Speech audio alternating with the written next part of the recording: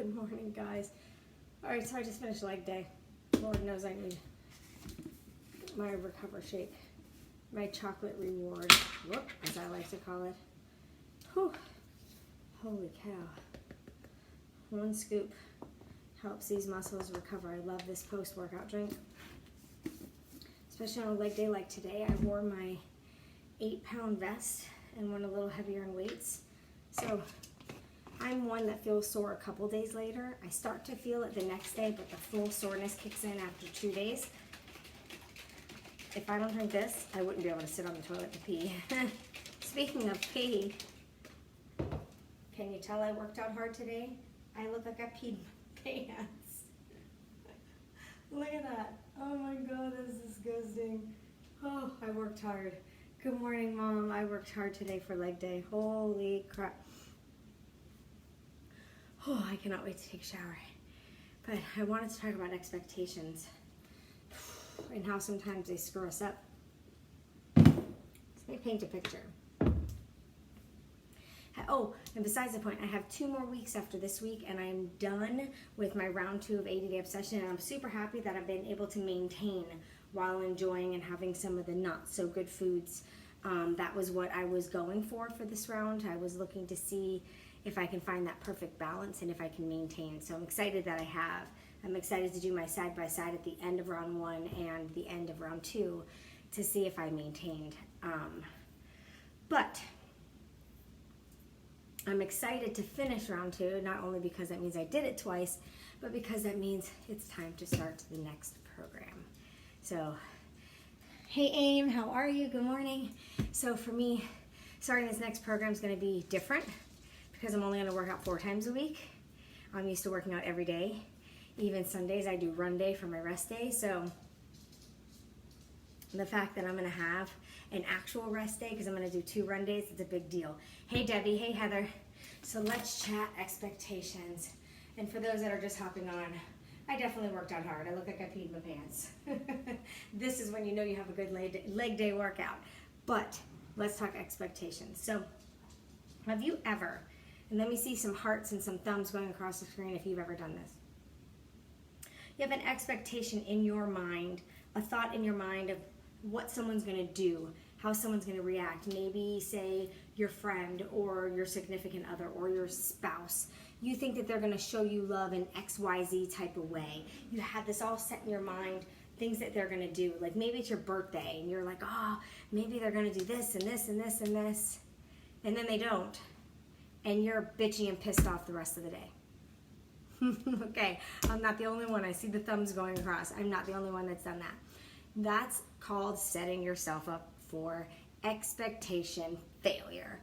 That is what we end up doing to ourselves a lot.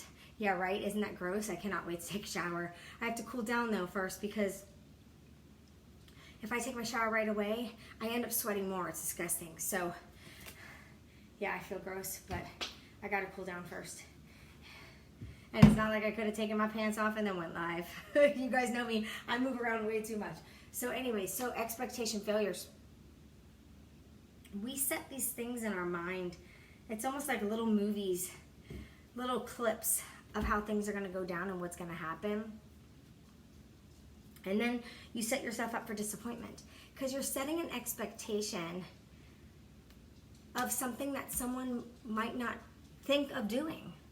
Our mindset is different than their mindset. So you're setting an expectation for someone to do something. Hey Juniper, I love that name. That is such a beautiful name. Oh, I love it. Anyways, I totally got stuck on your name when I saw it come through the thing. Hey Tim, how are you? So when you're setting that expectation, even the outcome of something you do, setting that expectation of the unknown, you're going to set yourself up for disappointment. What you can do is you can set yourself up for the good or the bad in that particular situation. Or hey, stop it. Or what you can do, my dogs were just fighting. Or what you can do, and yes, I talk to them like my children, is if you set yourself up like, I'm going to do XYZ, and it's going to be great, and I'm going to hit all my goals, and I'm going to do all of this stuff.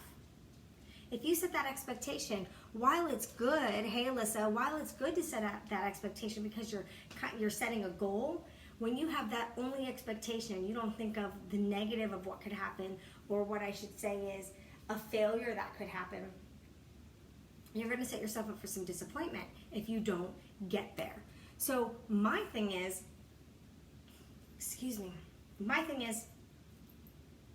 I actually go for the failure, and that's what I wanted to talk to you guys about today. So if you set an expectation, like my second round of this 80-day program, right?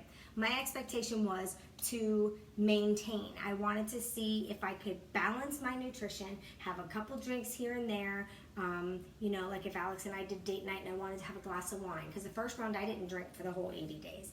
And I really didn't miss it that much. But sometimes I like to socially have a drink with my husband or my girls, like the crew when we just went to our summit event. We definitely had some drinks. So sometimes I like to do that. I'm not really one that'll go after the carbs as much, but I do like my chips and guac. Where are my ladies at? We do these pea pants sweat fest for the guac. So, hey Nicole. So I set the expectation that I wanted to at least maintain. Hi Aunt Dee Dee. Yes, we have learned that a while ago. I think I've learned this about expectations one too many times. I wanted to just maintain. At first I was like, oh, I'm going to stick to the nutrition again 100%. I want to get that six pack. And then I was like, that's not, it's not what I knew I was going to do. So I was setting myself up for disappointment and failure immediately because I knew I wanted to enjoy myself. There were birthdays, there were all sorts of things. One of the birthdays being mine. So I knew I was going to want ice cream cake and all of that stuff. So I did it for maintaining. But when you set a high expectation, especially, it's one thing to set an expectation on your own actions. That's one thing, because that's a goal, so you're expecting yourself to hit that goal. But when you set an expectation on someone else, you're setting yourself up for disappointment. Like there are times that I set expectation like, oh, it's my birthday, you know, it would be so cool if Alex did this and this and this and this, and I get all excited inside because I'm thinking of all these things that I would love for him to do, and then he doesn't even do one of those millions of things that I thought of. Then I get let down. I feel let down. And then I'm quiet. And he doesn't understand why. And it's because I set that expectation that he doesn't even know about. I set an expectation on him not knowing if it's something that he would normally do. You know, like I know a lot of us women set expectations that when the family sees the sink full, why can't they just do the dishes? When the family sees the laundry basket full, why can't they throw a load of laundry on? When the family sees the garbage full, why don't they empty the garbage? Like we're setting these expectations when they probably don't even notice the same things that we notice. But then we get so pissed off when they don't do it. It's one thing if you have a verbal conversation with them and say, hey, I need your help with this. I really need, like if you see the sink full, do the dishes for me. If you see this, do this. That's one thing, because then you've asked for help and now they're just not doing it. But if you're not saying anything and you're just setting these expectations for people to spoil you in a certain way, or for people to show you love in a certain way, you're setting yourself up for the disappointment, because everybody has a different love language and they like to receive love differently. So the way they like to receive love is the way that they give love out. So expectations can really put you in a disappointment downward spiral. Hey Nance, what's up girlfriend? So it's very, very important to not set those crazy expectations on others. Expectations of outcome is the same. Like maybe you're doing this really huge project at your job, right? And you have this expectation of what the outcome's going to be, that you're going to put your blood, sweat, and tears into this project. You're going to work so hard in this project, and then your boss is going to be like, wow, you did an amazing job. Let's give you a promotion. Let's do this. Hey, Nitzia, let's do that, and all these other things, right? And you have all this expectation, like you can totally see the whole video clip in your mind of how it's going to go down and how everyone's going to give you all of these praise because you did such a great job and you put so much time and effort into the project. And then the project is done, you turn the project in, and nobody says a damn thing to you. What happens? Hey Mark, you feel let down, you feel disappointed, and you feel like you failed because you didn't get that outcome that you expected. And then you get upset with those people and you get mad at those people. How can you get mad at them when they didn't do an action that you cooked up in your own head? And the expectation that you put on the situation. They don't know. But you still get upset with them when they didn't act the way you thought they would. That's setting ourselves up for failure of disappointment. It's one thing to have failure in our own actions because that's how we learn. But it's another thing to have that failure and disappointment feeling when somebody doesn't act the way we expect them to. Expectation is something that I kind of took out of my daily work. Especially, I can't speak. Expectation of the outcome. I removed that. Yes, definitely real talk today. I removed that expectation because, like, I would send the invitations out to invite people to join my next group. Like, I've invited you guys to join my next group starting on the 16th because, I think it's a great opportunity. I think people can get a lot out of having 3 rest days and only doing 4 workouts a week, learning how to have a proper cheat day, knowing yourself to know if you need that cheat day or not, or if you can do it without going on a downward spiral. So I think a lot of people can benefit from it. So I've invited to it. But I used to, when I started this business, I would have that expectation of the outcome of that invite. So I would invite somebody and I'd be like, oh my God, they're going to read my message. They're going to be so excited. They're going to want to join right away and da-da-da-da-da-da. And half the time people just read it and they don't respond. I can see they read it and they don't say anything. I'm like, okay. Then I start to feel let down. I start to feel disappointed. And then I start to feel like a failure. And I start questioning myself and what I'm doing and if it's my right path and things like that. All because of an expectation, right? So I've taken that expectation out. I'm just inviting people and there's no expectation. Maybe they'll join, maybe they won't, maybe they'll ask for other information, maybe we'll realize that that program's not for them, but maybe there's a different one. So I don't have any expectation now when I send those invites, and it has really, really helped my mindset in the business because it can be a stressful business. It definitely can be time consuming depending on what you want out of it. But once you take the expectation away of the outcome of anything, that's when you notice that you enjoy it a little bit more. You don't feel so down about things. Expectations in relationships. You can't expect someone to do certain things for you. 1, if they don't even know if you like that. And 2, if they've never done it for you before. It's one thing when somebody, like, when you're dating someone, they're always trying to impress you and make you feel so special and all of these things, right? Then you're together for a long period of time and then you get married. So you go through the honeymoon stage of marriage where they can't keep their hands off of you. And then all of a sudden, just like you blink and overnight things change. And you don't get the same attention you used to get. They hardly call you anymore. They don't text you as much anymore. And you start comparing how they used to be to how they are now. So you know that they can act that way, they just change. That's a different type of expectation. You're just expecting that person to stay who they truly were before. But if it's something that you've been with somebody for years and they've never acted a certain way and you're expecting them to do that, you're expecting them to do something that isn't even in their vocabulary if they've never done it. And you're expecting them to show you love in the way you like love. And if you've never verbalized that to them, if you've never told them, this is how I like to receive love, this is my love language, I like to receive love by act of kindness and action. I am not one, you can talk to me till you're blue in the face about how much you love me, how much you care about me, but if your actions don't equal your words, it means nothing to me. It means nothing to me. I will take someone's word, but if their actions show me the opposite, I go by their action. My mother taught me actions speak louder than words, and I have always lived by that. So for me, it's action and then acts of kindness, like doing the dishes when you notice it needs to be done, doing a little laundry when you notice it needs to be done, and things like that. So, but Alex's love language is different. Alex's love language is touch and time. He likes to spend the time. He likes to hold hands. He loves when I rub his back. So when I know those things, then I could show him the right way. So if he expects that from me, it's because I know. So that's a little bit different when you've already talked to somebody and they know it. But the way Alex shows love is the way he likes to receive it. That's how everyone is. So you're going to show love to somebody the way you like to receive love. But that might not be the way that they like to receive it, so they don't even feel the love because it's not their love language. So that's another expectation thing. The way to remove expectation from relationships is communication.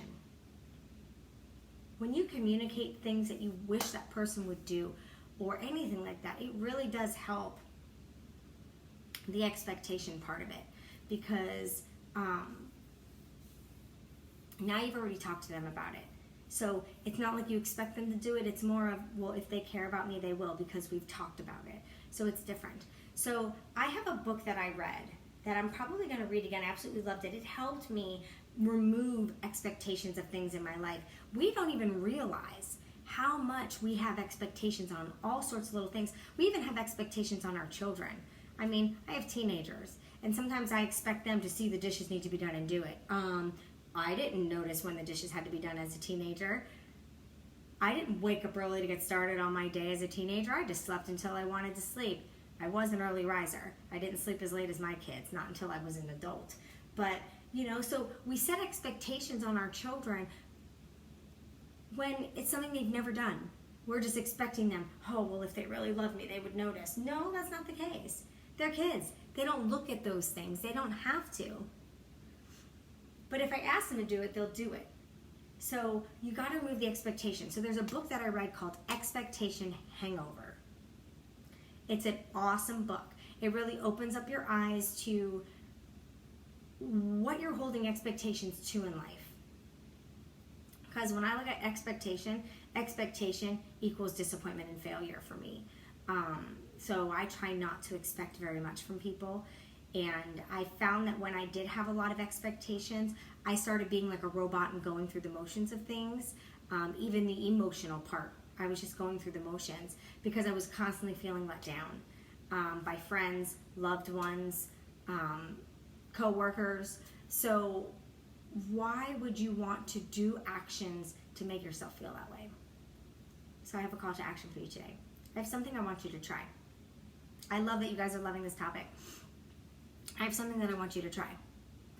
I want you to be very mindful all day today of any time that you set an expectation on something. Expectation on work that you do, like how people are going to react to it. Expectation on your spouse, your children, your friends. Are you setting them up for failure in your heart?